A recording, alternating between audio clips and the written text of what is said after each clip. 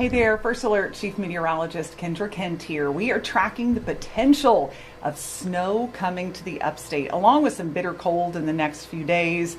And even the mountains have a chance of some snow in the next couple days, even leading up to Sunday, when we could see that snow in upstate spots. So we're going to go more in depth on what you can expect. And of course, we'll be looking at the latest data throughout the afternoon and evenings. Be sure to check in with us tonight on the 10 o'clock news. So here is a look kind of overall at what we're seeing. You know, the models are showing potential for that cold, for snow to fall because of the fact that we've got this cold air in place.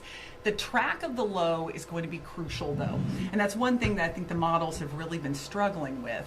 But now I think we're coming in line a little bit better. We're going to have the cold air in place ahead of the system getting here. That is a big deal. When we can get that cold air firmly in place, that's one less forecasting factor we have to even really think about. So at least we know that any precipitation that happens would be snow. Friday morning, bitter chills, teens up to around 20 in the upstate. And then as we go through the weekend, there's going to be a slight chance of rain Saturday and then a chance for snow on Sunday. So first, let's start with Friday into Saturday, because that's a system that we're not going to sleep on, but it does not look like a big one for the upstate.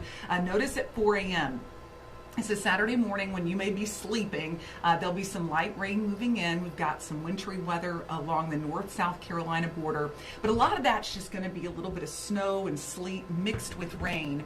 And what I'm talking about is this area right here.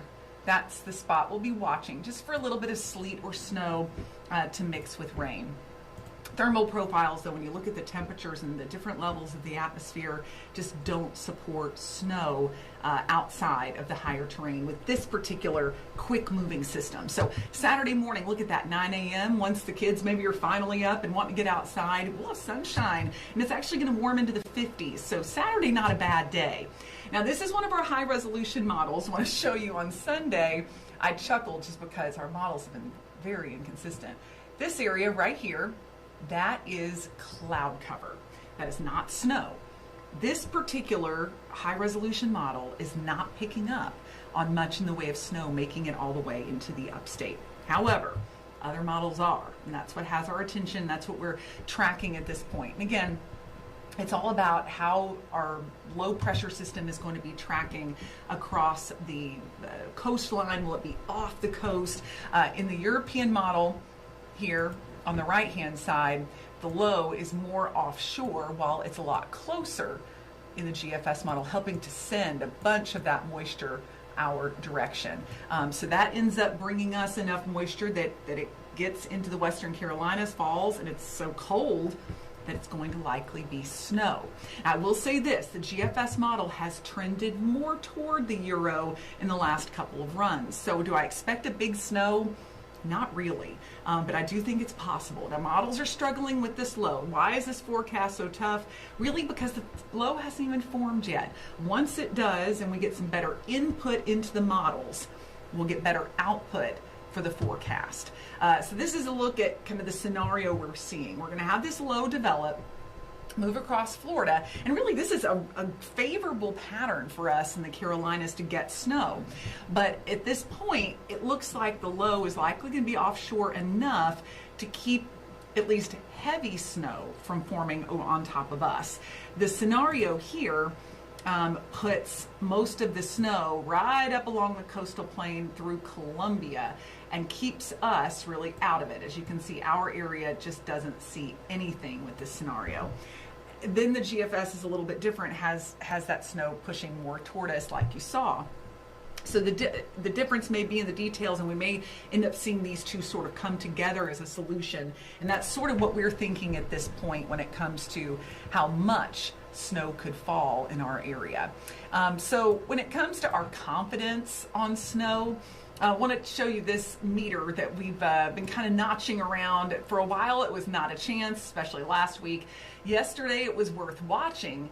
Right now, I'd say it's been looking better, at least to get some form of snow in our area. And right now, it looks like that would likely fall early Sunday. And what's even kind of crazier about it is it would be the farther south you live that would have the best chance of getting measurable snowfall. I mean, the Columbia area could end up being the bullseye for the best snow with this system. So certainly not calling for a major winter storm at this point, but there's enough data pointing at a decent snow for us that we've issued a first alert weather day. The main reason, not only do we have the potential for snow, but it's going to be quite cold too. So I want you to stay with us. We're going to be bringing you these streaming updates along with our on-air updates through our First Alert Weather app as well, Facebook, foxcarolina.com. Anywhere you look, we will be continuing to let you know, because we know this is a high, I'd say high impact, but high interest for sure forecast, especially with the kids. I've been asked by my children so many times, are we going to get snow? And then they are frustrated that it's not going to be a school day, which I think is kind of funny. Anyway, we will be bringing you the first alert, but right now, again, not calling for a winter storm that's going to paralyze the area by any stretch, but we could get some quick snow showers on Sunday morning. Hey, and it might just add up to 1 to 2 inches depending on where those heavier bands set up. And we'll be resolving that forecast as we get closer. Thanks for checking in with your First Alert Weather team, and we'll have more updates coming.